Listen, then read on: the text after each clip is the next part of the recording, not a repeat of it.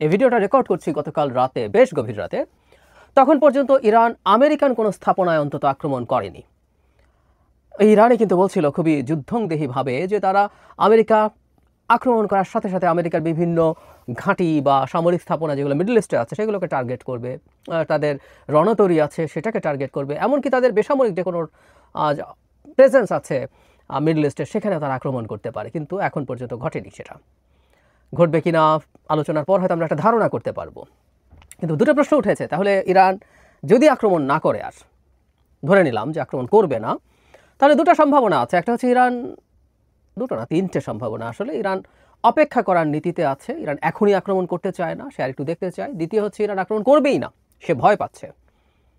এবং তৃতীয়, এটাও ইন্টারেস্টিং, এটা কিছু আলাপ হচ্ছে, আমেরিকার আক্রমণটা কি তাহলে খানিকটা পাতানো খেলাই ছিল এবং ইরানও একটা পাতানো আক্রমণ করতে পারে, করে মোটামুটি একটা যুদ্ধবিরতির দিকে আগাবে। এই তিনটা সম্ভাবনা নিয়ে কথা বলি।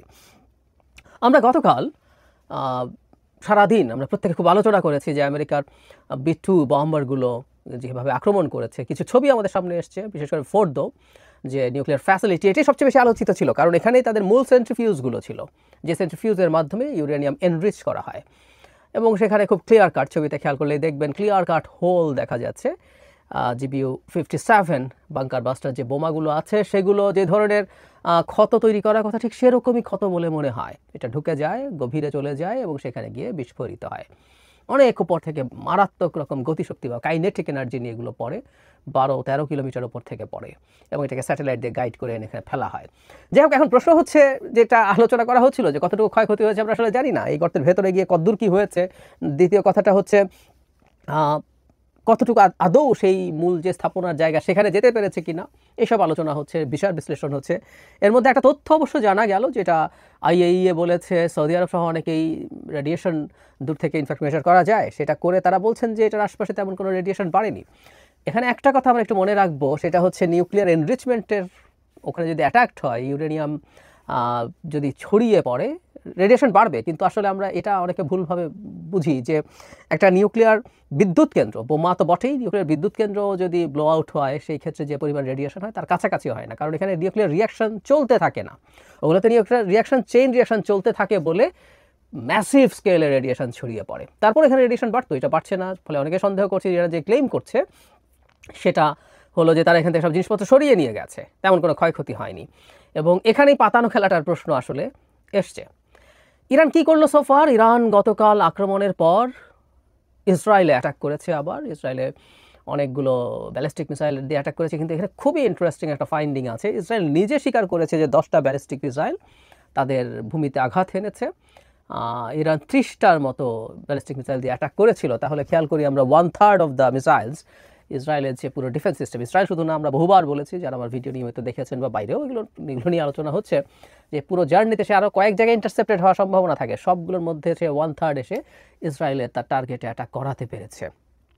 এটা যদি হয় হিউজ সাকসেস, ভবিষ্যতের জন্য ইরান এটা একটা তার বিরাট শক্তির পরীক্ষা দিল। ছোট্ট করে একটু বলে রাখি, আবার একটা অন্য কনস্পিরেসি থিওরিও আছে, সেটা হলো ইসরায়েল এখন অনেক বেশি ইন্টারসেপ্ট করতে চাইছে না, সো দ্যাট ইরানের মিসাইল তার মাটিতে পড়ুক এবং ক্ষয়ক্ষতি হোক। এই ক্ষয়ক্ষতি গ্লোবাল সমাজের কাছে, বিশেষ করে ওয়েস্ট এবং আরও বিশেষ করে আমেরিকার কাছে এই বাস্তবতা তুলে ধরুক যে ইসরায়েল মারাত্মক ঝুঁকিতে আছে।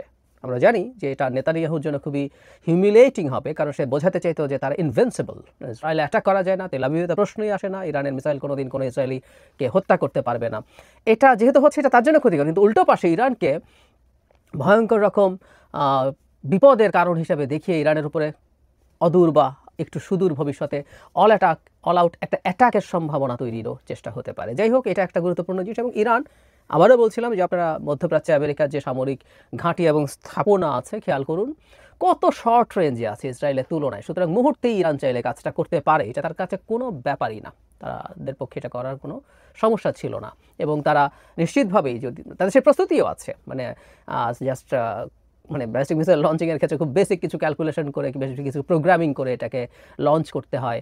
এটা মুহূর্তের ব্যাপার, মানে দিনের পর দিন না, ঘন্টা লাগবে। সুতরাং ইরান যদি ইনস্ট্যান্টলি অ্যাটাক করতে চাইতো, আমেরিকায় করতে পারতো, সে করছে না, এটা ফর শিওর। আচ্ছা, তাহলে আমি বলছিলাম সম্ভাবনাগুলো কি। তার আগে একটা কথা একটু বলে রাখা ভালো, ইরান একটা স্টেপ নেবে বলে মনে হচ্ছে, কেউ কেউ মনে করছেন নেবেন, কিন্তু আমি সেটাও মনে করি একটা সিম্বলিক ব্যাপার। সেটা হচ্ছে হরমুজ স্ট্রেইট ব্লক করার সিদ্ধান্ত নীতিগতভাবে ইরানিয়ান পার্লামেন্ট নিয়েছে এবং ক্ষমতা দ্বারা সুপ্রিম লিডারের কাছে দিয়েছে। আমরা একটু বেসিক যদি জেনে রাখি, এটা খুবই গুরুত্বপূর্ণ একটা চোখ পয়েন্ট, যেটার মধ্য দিয়ে পৃথিবীর 1/5 অফ দ্য ক্রুড অয়েল যায়। খেয়াল করুন, আমি আগেও একদিন দেখিয়েছি, আপনারা চেনেন এটা। এটা ব্লক করার একটা মেজর সমস্যা আছে। সমস্যাটা হচ্ছে এই, আন্তর্জাতিক আইনে কোনো মেরিটাইম এলাকায় ব্লকেট দেয়া একটা অ্যাক্ট অফ ওয়ার হিসেবে পরিগণিত হয়, বিবেচিত হয়। তার মানে ইরান যদি এই কাজটা করে, ইরান যুদ্ধ ঘোষণা করেছে, এটা মনে করা আন্তর্জাতিক আইনেই থাকবে। তখন ইরানের বিরুদ্ধে সর্বাত্মক যুদ্ধ অনেকেই ঘোষণা করে দিতে পারে। আমি আগেও বলেছি, আশা করি আপনাদের মনে আছে, ইরান ইসরায়েলের এটাকে আমরা ঠিক অর্থে যুদ্ধ বলবো না, কারণ কোনো দেশ কারোর বিরুদ্ধে যুদ্ধ বলে এটাকে ঘোষণা করেনি।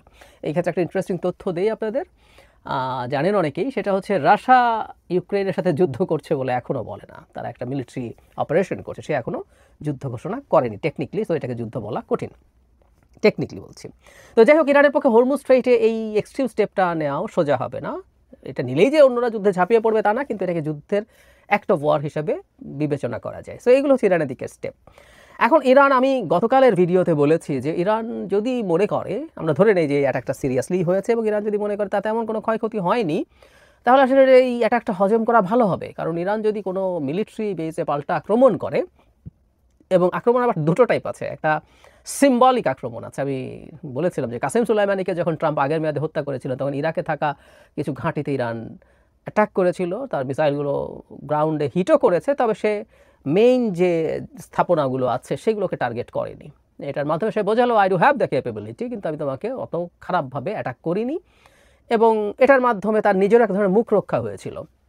সো এবারও সেটা একটা করতে পারে, অথবা সে সত্যিকার অর্থে তার সক্ষমতা আছে হিট করার, সে যদি মিন করে সে সেভাবে হিট করতে পারে, সেটা ঘাঁটি করতে পারে, যুদ্ধজাহাজ এয়ারক্রাফট ক্যারিয়ার করতে পারে, যে কোনো কিছু সে করতে পারে, তার সেই ক্যাপেবিলিটি আছে, এবং ওই যে খুবই কাছে এবং অনেক সহজে সেটা সম্ভব ছিল।